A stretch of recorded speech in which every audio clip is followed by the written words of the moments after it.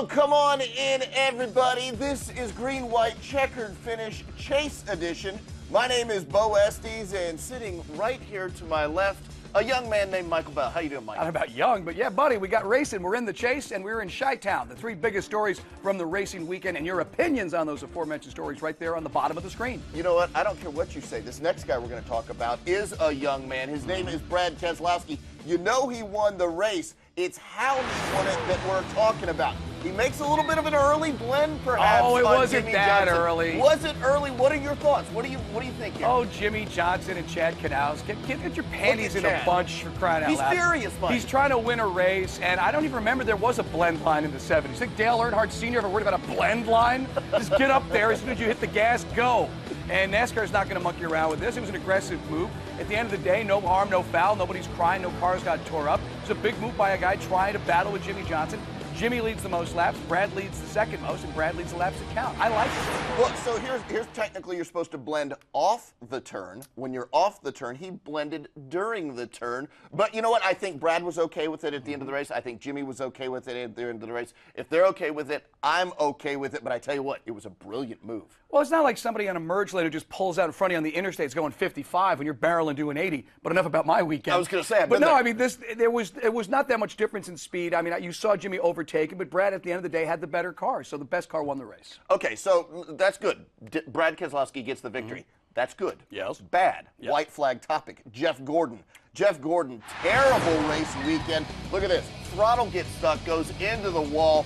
Jeff Gordon came back from way back to get into this chase. He has a terrible first week in the chase. Your thoughts? Can he come back? I was so excited to see Jeff get in here and maybe make some noise, and unfortunately, I don't know about it now. We all said there's a mulligan, right? Yeah. Back in the day, Larry McReynolds said everybody gets a mulligan on Fox.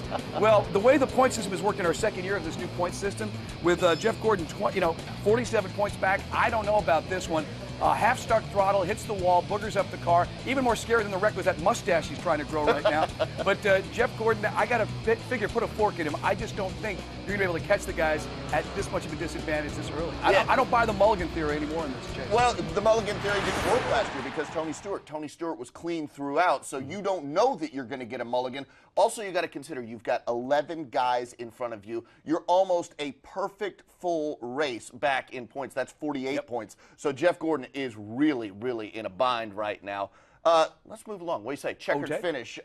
Three guys made an impression this weekend. They are Dale Jr. coming from way back. He had to start in the back of the pack to get a top 10 finish. Jimmie Johnson, the dominant car out there, but goes in second place. Brad Keselowski, though, goes out, never won a championship, and gets the victory in the first race of the chase. Who made the biggest statement this weekend? I think Brad Keselowski, a guy we didn't really mention last week. We were sort of handicapping how this chase was going to go. We said Denny Hamlin, who you'll talk about in a second. I will. Who had a tough finish to his race. I think Junior avoided being in the same boat as Jeff Gordon. Junior had a situation where he rubbed up against Trevor Bayne, thought he cut a tire, but the car was okay. Jimmie, you know he's going to dominate. I don't think anybody's surprised when Jimmie Johnson goes out and leads the most laps in any of these 10 races. So yeah, let's give it to Brad Keselowski, a guy who says, I'm young, I'm ready to rock. Roger Penske spraying all the good stuff there at the end of the race. It's Miller time. I say Keselowski. One lap left. He says it's Miller time. Hey, I think you and I are in agreement here. It's obviously Brad Keselowski. Let's get to some fans' comments real quick. Alexander Ned, the only statement Jimmie made Sunday is that he can be beat if you never give up. Now, Brendan Villefroy says Johnson going out on a cookie cutter and dominating is the biggest statement. He told the field, here's what my team can do. Here's what we're capable.